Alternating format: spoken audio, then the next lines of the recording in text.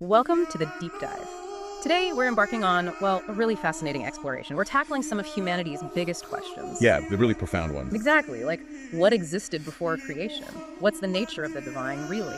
And, how do different ancient texts and even modern interpretations shed light on these mysteries? It's deep stuff. Quite a title. It certainly catches the attention. Our mission here is basically to guide you through the conversation in that video. We'll carefully pull out the core arguments, the insights from the different viewpoints presented, but importantly, without taking sides. We just want you to walk away well-informed, maybe with some surprising facts to think about. That's right. You'll hear how different perspectives approach that ultimate beginning, the qualities they assign to a creator. And even how ancient texts, like the Rig Veda, get interpreted in really different ways. It's a powerful reminder, I think, of just how diverse human understanding can be when we're grappling with questions that might, well, ultimately be unanswerable. Absolutely. So let's dive in. We start with the most fundamental question, the one that really kicks off the discussion in the source material. Who created the world? And right away, you see the divergence. Yeah, one side posits Allah, the other refers to Bhagwan. And what's fascinating is how the exchange starts. One speaker asks, point blank, did Allah create everything in the world besides himself? Unequivocal. Absolutely, there's no doubt about it. It's a very clear affirmation. Okay. And that immediately sets the stage for the counter question, which is just as crucial. Who is this Bhagwan? God or Bhagwan or Allah created the world. Well, that's a claim. It is. It needs definition. Right. What are the characteristics of this ultimate creator being talked about? And this is where it gets interesting, because the dialogue in the source then delves into a set of, well, agreed upon qualities for this creator. It seems like regardless of the specific name used, both sides attribute certain things to this ultimate being. Like what? Okay, first, unlimited power. The question is posed, the God who created this world, would they not have unlimited power? And the answer comes back, unlimited. Right. Makes sense. Then unlimited knowledge. Would they not have unlimited knowledge? Same answer, unlimited knowledge. Power and knowledge, both unlimited. And third, being merciful and benevolent. Questions like, would they not be merciful?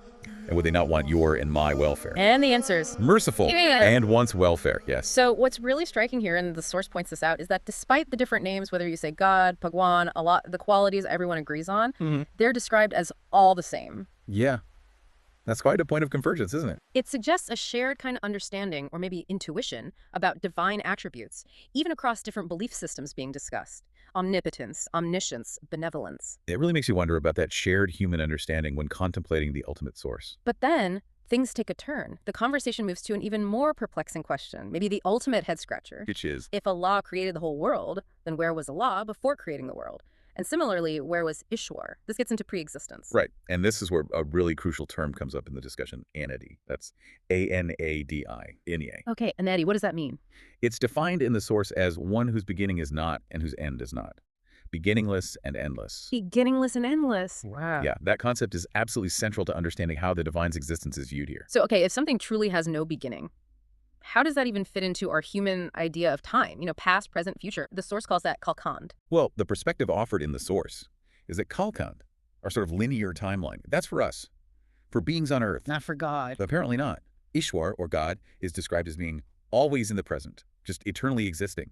For that being, there isn't really a past or future in the way we experience it. It's sort of a timeless state. Always present. That's a mind-bending concept. It is, but that's not the only view presented in the discussion. Oh. While Ishwar is considered anadi, beginningless, one participant argues that Ishwar wasn't alone in that state. Not alone. So who else was there? According to this view, prakriti, which means nature or primordial matter, and ru, meaning soul, were also anadi.